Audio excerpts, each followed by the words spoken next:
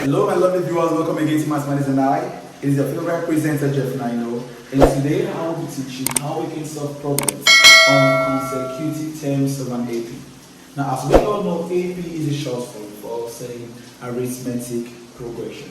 So whenever three consecutive terms are given, how do you go about it? So we shall be solving the question. But before I do this, if this is the first time joining us, please don't forget to subscribe and don't forget to share the video. Okay, now there is a formula you need to know when you are solving problems on consecutive terms of an AP. And the formula is top term minus second term is equal to second term minus first term. This is the formula you apply when solving for consecutive terms of an AP. Now, T3 means third term, T2 means the second term, T2 means the second term also, and T1 means the first term. Okay, now how can we apply this formula in solving the question? Now we have a question which says, if P plus 1, 2P minus 10, and 1 minus 4P squared, okay, are three consecutive terms of an arithmetic progression, find the possible values of P. Find the possible values of P. Now, if you notice in this question, we have three terms given. This is our first term, second term, and third. Three consecutive terms. Now, with the help of the formula, we shall be seeing what the possible values of P are. Alright, now, if we should follow the formula, we have third term. Now, our third term is 1 minus 4P squared. Okay, minus our second term. Our second term is 2P minus 10 equal to our second term also is 2P minus 10 minus our first term is P plus 1. Okay, now what do we do next? Let's open the brackets. Now when we open the brackets, we are going to have 1 minus 4P squared minus 2P plus 10. Now how did I get a positive 10? Negative sign 10, negative sign gives us a positive sign. Okay. Now equal to, again, the sign outside opens the bracket, and so we are going to have 2P minus 10 minus P minus 1.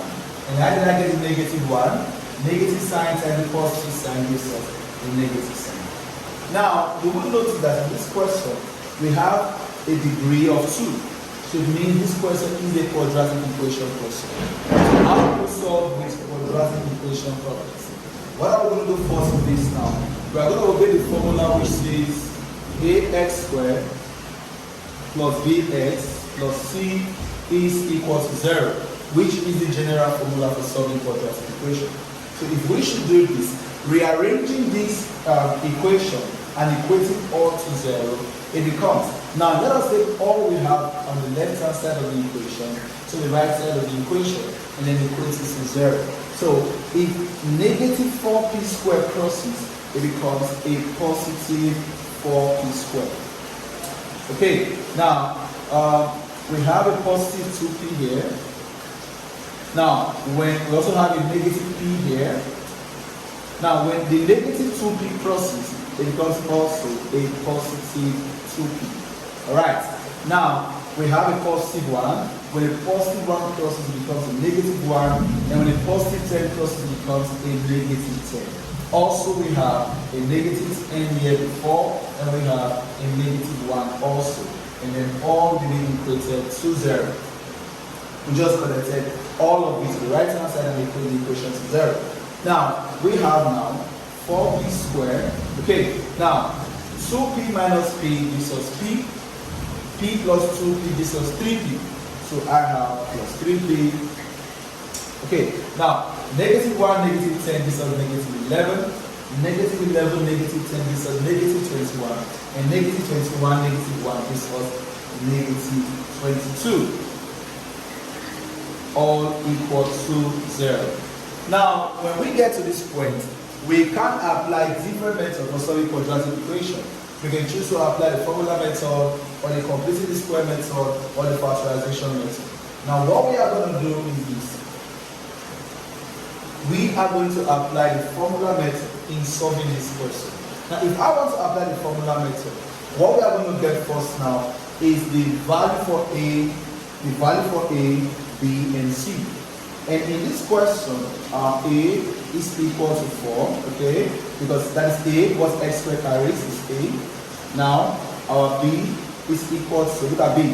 What x carries is B. So what is P carrying here now is 3. And C is what is not carrying x. So what is not carrying P here now is minus 22. So our C is negative 22. So if we now know our values of A, B, and C, what we have to do now is to introduce the formula for solving formula method. Now the formula says P is equal to minus B plus or minus square root of B squared minus 4AC all over 2A. Now this is the formula you use for solving formula method in quadratic equation. Now what we're going to do now is to substitute all of these values into the formula, and then we will get the values for P. So let's begin. Now P becomes minus, now B here is a positive 3. So here becomes minus 3 plus or minus, also B again is 3, raised to the power of 2, minus 4. Now A is 4 and C is negative 22. All over 2 into the bracket of 4 because A is 4. Now if we proceed, we are going to have this. Okay, P into is equal to minus 3 plus or minus square root of 3 raised to the power of 2 gives us 9. Minus times minus gives us the positive sign. 4 times 4 gives us 16. And 16 times 22 gives us 352. All over 2 times 4 gives us 8. Okay, now here becomes P is equal to minus 3 plus or minus square root of 300. 9 plus 352 will give us 361. All over 8. Okay, now if we should look for the square root of 361, we are going to get 19. So here becomes P is equal to minus 3 plus or minus 19 over 8. Okay, now it is just like saying if you have x plus or minus y, it simply means x plus y or x minus y. So here we have a positive sign and we have a negative sign. So what I'm going to do now is this. I'm going to have this now. P becomes, now let us make it on the positive sign first. Now minus 3 plus 19 will give us 16 over 8. Or, now let us use the negative sign now. Minus 3 minus 19 will give us minus 22 over 8. Okay, so therefore, P is equal to 16 divided by 8 gives us 2. Or, now 8 cannot divide 22, but 20 can divide them. So 2 can go into 22 and 8. Now if 2 should cancel out minus 22, I'm going to get minus 11. And if 2 should cancel out 8, I will get 4. So it means these are the possible values for P when these terms are the consecutive terms of the AP.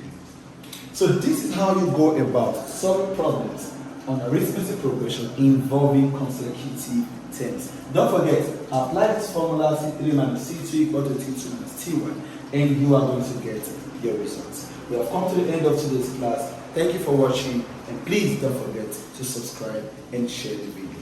Till we meet again in our next class. Bye for now.